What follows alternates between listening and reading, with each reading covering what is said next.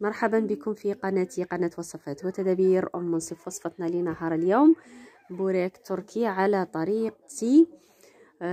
هنايا كنت درت غرفية تاع فرينة، درت شوية تاع الملح ولميتها كما راكم تشوفوا، راني نلم فيها نعجن فيها. درتها شوية قاصحة، العجينة تجي قاصحة ما تجيش طرية بزاف.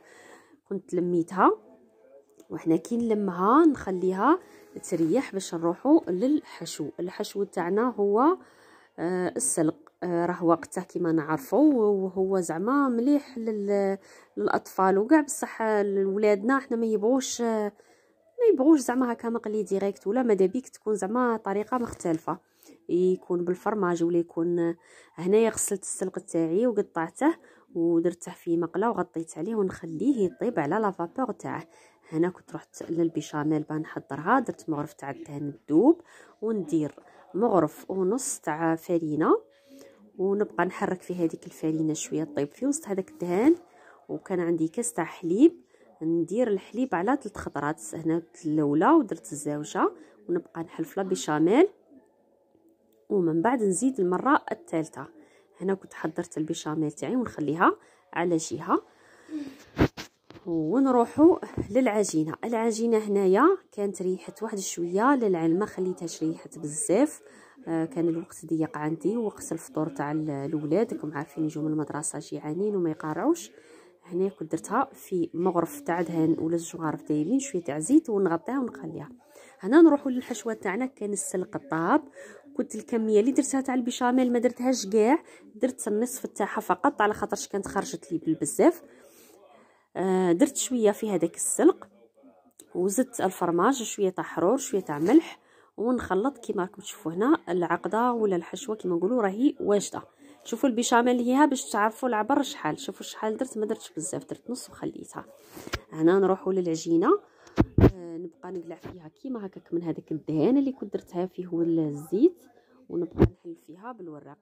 هي كون خليتها ريحت بزاف نخدمها غير بيدي، العجينه تجي طريه وتجي سهله في الخدمه. كي كنت مقلقه قعدت العجينه شويه، كانت عاد مازال ما ريحتش، شويه غبنتني، تعبتني شويه في العمل. هنا خلوها تريح ماذا بيكم.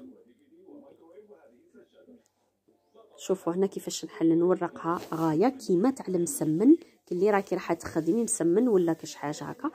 ايا نبقى ندير في الحشوه تاعي، نستفها هكا كي الحربوش على الطول، ونلوي 2 مرات 3، ما نلويش بزاف باش العجينه ما تجينيش غليظه وطيب لي مليحه. هنا نقطع بالخدمي ونستف. كنت جبت بلا درت فيه دهنتها بشويه تاع الزيت ولا شويه تاع الدهن من هذاك اللي كان فيه العجين، معليش، ونطلي البلا ونحط هنا الخطره هذه. انا ما ساعدنيش هذا البلا، كنت حطيت فيه ومن بعد عاود بدلته، درت واحد مدور ساعدني خير. نتوما اللي تساعدكم تقدروا ديروا بلا مدور بلا كاري كيما بغيتوا. هنايا نكمل. شوفوا الطريقه كيما راكم تشوفوا كاع العجين هذاك تاعي نبقى نكمل فيه. شوفوا نورق بالورق. هنا شويه تعبتني، قلت لكم العجينه ما خليتهاش انا ريحت، ما عطيتهاش مام بربع ساعه.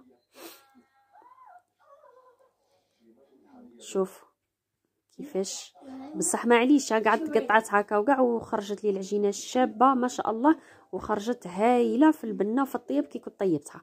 شوفوا هنا كي كملت بقى لي هذاك الدهن والزيت اللي كانوا مع بعض، كنت طليت بهم كاع هذاك العجين تاعي مليح مليح مليح ونديره يطيب. كنت درت الفور تاعي طاب على 200 درجه باش تطيب غايه العجينه. شوفوا هنا كيفاش جا مقرمش ما شاء الله، والحشوه تذوب مع الفرماج والبيشاميل هذيك ما نحكي لكمش. جربوه ما راحش تندموا، وولادي كلاوه وفرحوا به وبصحتكم.